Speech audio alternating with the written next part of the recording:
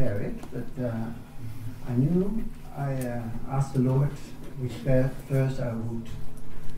He wanted me to read from, and it was opened on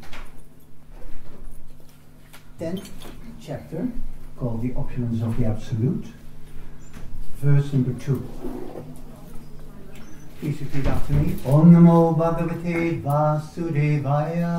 Om Namo Bhagavate Vasudevaya. Om Namo Bhagavate Vasudevaya. Om Namo Bhagavate Vasudevaya. Om Namo Bhagavate Vasudevaya. Om Namo Bhagavate Vasudevaya.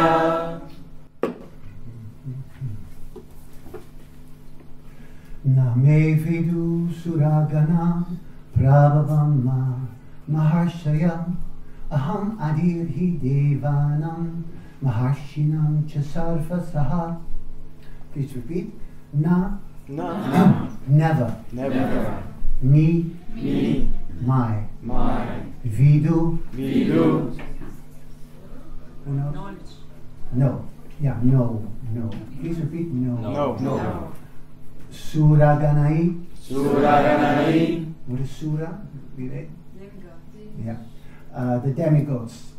Suraganai. The demigods.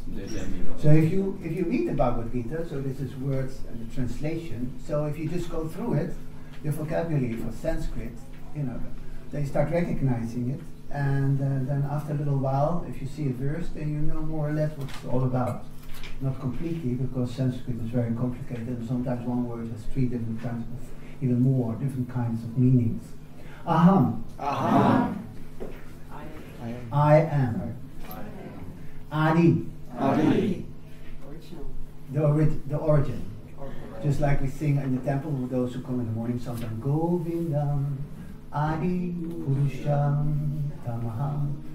So the oorspronkelijke, the original. The origin here. Hi, he.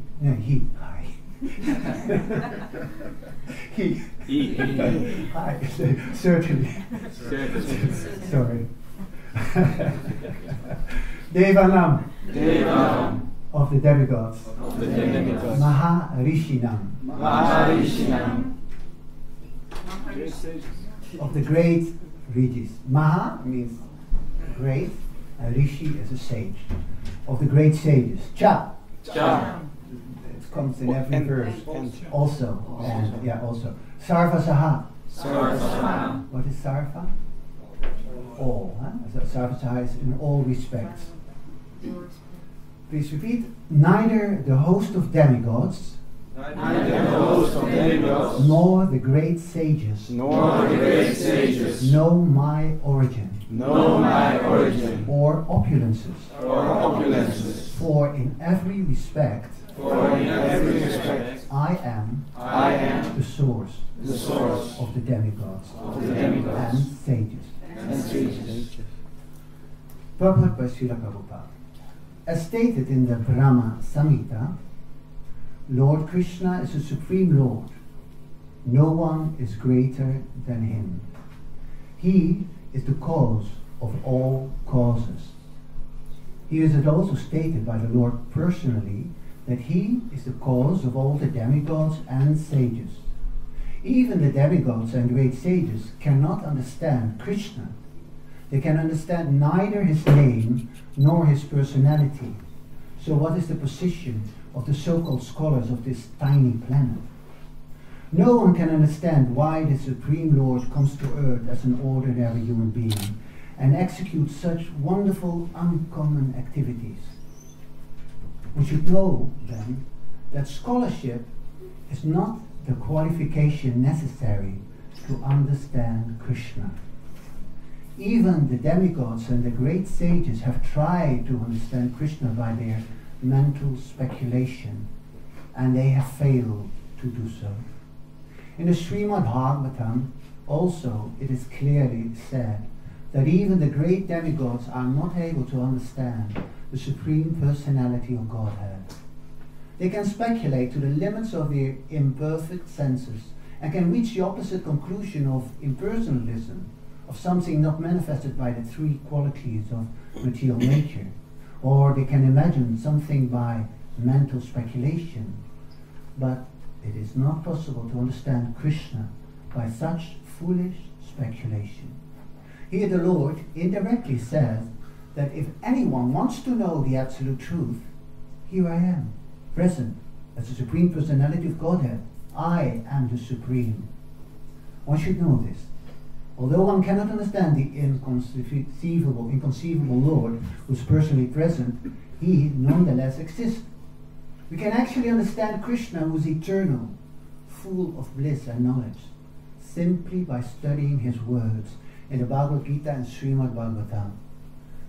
The conception of God as some ruling power or as the impersonal Brahman can be reached by persons who are in the inferior energy of the Lord. But the personality of Godhead cannot be conceived unless one is in the transcendental position. Because most men cannot understand Krishna in his actual situation, out of his causeless mercy he descends to show favor to such speculators. Yet despite the Supreme Lord's uncommon activities, these speculators, due to contamination in the material energy, still think that the impersonal Brahman is the Supreme. Only the devotees who are fully surrendered unto the Supreme Lord can understand by the grace of the Supreme Personality that he is Krishna. The devotees of the Lord do not bother about the impersonal Brahman conception of God. Their faith and devotion brings them to surrender immediately unto the Supreme Lord, and out of his causeless mercy of Krishna, out of the causeless mercy of Krishna, they can understand Krishna. No one else can understand him. So even great sages agree. What is Atma? What is the Supreme? It is he whom we have to worship.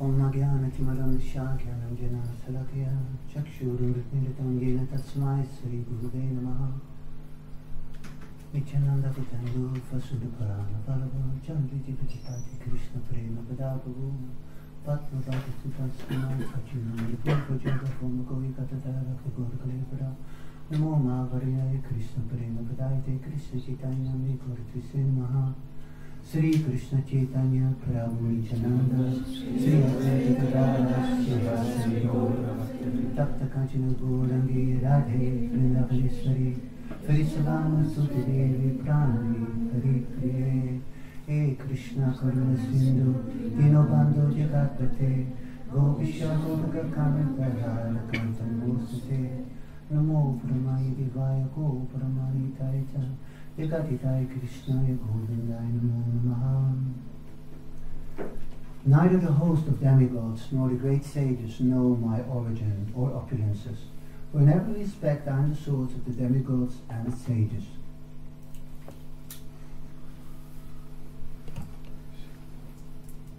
So, in the purport, Srila Prabhupada, he's talking about so-called intelligent man.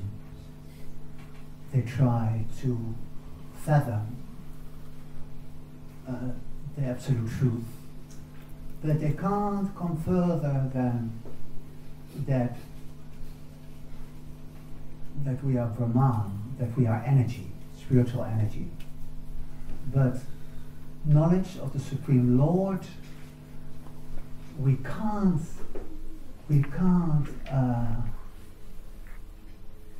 get by our own speculation. Knowledge of the Lord is revealed to you. It's not. You can study many books, and you can have read the Bhagavad-gita 10 or 100 times, and still not realize who is Krishna.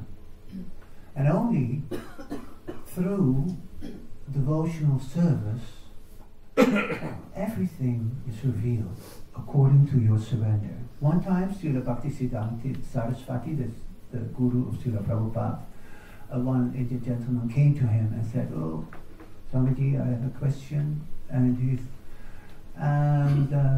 then Srila Bhaktisiddhanta Saraswati Thakur said, "Well, you know, you see these pujaris there, they're polishing the brass. Why don't you go and help them? And then afterwards you can ask me the question. So then the man went to help the pujaris polishing the brass. And then afterwards Srila Bhaktisiddhanta Saraswati met up with him again, and he said, and what was your question? Well, actually, while polishing the brass, the answer came to me. So it's like that. By devotional service, by anything you do, by bowing down, by singing from your heart, by coming to the temple, offering something, some fruit, some flower, some Lakshmi, anything, by reading and trying to know Krishna, you purify your heart. Your heart is like a mirror, and a mirror is very shiny, right? But if the mirror is covered by dust, then you can't see yourself. So the whole purpose of yoga, of bhakti yoga specifically, is to cleanse the mirror of your heart by performing devotional service.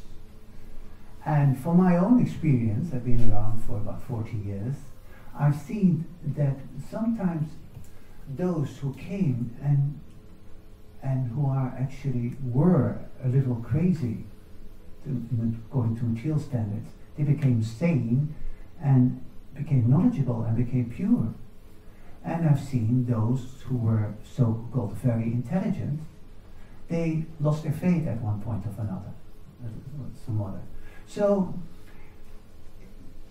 like, I see guests and devotees here, and some, I know some from 1975 in the Herengracht, I know some from 85, I know some from 95, I know one since this year, etc. I've seen people coming and going, I've been coming and going as well. So Krishna consciousness is a process. It's like I just put I saw a picture of a step and of stairs, and it's like every day, you know, or every day, every year, every month, you have to continue going up the stairs. But sometimes you're tired and you sit down, you know, sometimes you fall over and you tumble a few steps down, and sometimes you rush on the stairs, you know, and you just go up 5 steps at a time, and sometimes you take it very easy, one at a time. So I've seen people who are very slow, but they're still here. And I've seen people who are very fast, and they're very fast gone, you know. And I've seen who are very fast, and they make very fast progress. And I've seen those who are very slow and made very slow progress. So it's all to do with one thing. And who can tell me, or from your what do you think? What is the thing you need? Faith. Love for Krishna. What? Love for Krishna. Grace of Srimati What? Grace of Srimati Grace of Srimati Radha. Association of devotees. It's a quality of you that I'm looking for. You know, Desire. Desire. Determination. Desire. No, not that comes. First of all, what you need is to have a sincere desire. I want to become pure. You see, sometimes, we all have, some of us are very nice personalities, and some are a little edgy, sharp, proud, touchy, get quickly angry, lusty, greedy, lazy, misguided, unlucky, and above all, always disturbed. That is qualities of Kali Yuga. In this Iron Age of Kali, men are short-lived, quarrelsome, lazy, misguided, unlucky, and above all, always disturbed. And it's very difficult to become a sage, right? But the process is so purifying that even even murderers and sinners, they became pure devotees in the past. There was like one time, in the time of, maybe Valmiki, even the writer of the Ramayana. He was so sinful that he was instructed to chant Mara, Mara, Mara. And Mara means death. He couldn't even chant the holy name, so I think it was Narada Muni. He said, chant Mara, Mara. But by chanting Mara, Mara, Mara, Mara, Mara, Mara, Mara, Mara, Mara, Mara, Mara, Mara, it ended up in Rama. And he became enlightened. and was able to see the whole Ramayana and wrote it down. You see, so we, the nature of the soul, we are capable of so many things, telepathy and clairvoyance, and so it's just that there is all this dirt. And if you clean yourself, then you become more and more. You get healing powers. You get. Like if you think of someone and the person thinks also of you, it's so exciting. It's something like that. I was sending him on Facebook. Just out of my 1,000 pictures, I sent him a picture of a flute, and he says, "Oh, I was just thinking about learning to play the flute." But I said, nothing is coincidence. And he knows. Like that. So. It's like just like I picked a verse. I asked, please let me pick a verse which is interesting for one person of you. It doesn't have to be for me, but for someone. So I open it, and so this whole verse is about that by the grace of the Lord you can understand Him. And my extra, what I'm adding to it is that. To understand Him is by performing devotional service, and I've experienced it by myself. At the time I am very devoted, then miracles happen, and the Lord responds through either in a dream or through someone else or in a lecture or whatever. Everything is revealed and it comes on your way. You don't have to struggle for anything. The only thing is you need the desire to be pure and to pray to Him, please guide me and show me the way, and please make it clear to me what I should do, what is the best for me to do. You can do it through tarot cards, but you can also just ask Him, and He will tell you, or it will come to you. And that is, I find from experience, that's the most wonderful thing. Sometimes nowadays I don't do it anymore. But in the 80s, I used to sometimes, when I had a question, and I thought, oh, no one can answer that, or who can I ask? Then I said, okay, there's all your books. I chant the Maha Mantra. Where my hands stop, I'll pick up the book. Where it opens, let there be the answer, please. And I did it about 4 or 5 times. And it all worked. And it all made clear. One time, it was, for instance, a question I said. One time someone was speaking, giving a class, who was not a Prabhupada disciple, but he was a guru, a sannyas.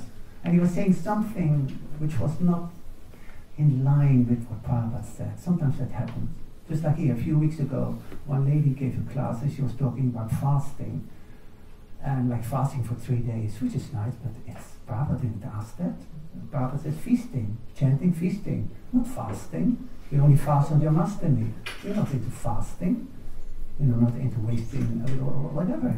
There's actually one boy here who died of fasting, who got so into fasting and got such a kick, and even when he was told stop fasting, and then he died. Fortunately, on the single day's appearance day, but he died. Not good PR. So those things no. So in our movement, I see things, I've seen things happening, and get sidetracked from originally what's there. People get more into social work, etc., rather than in preaching and chanting, in doing good, opening hospitals or schools or work for the blind, etc. But our main help is to help the soul.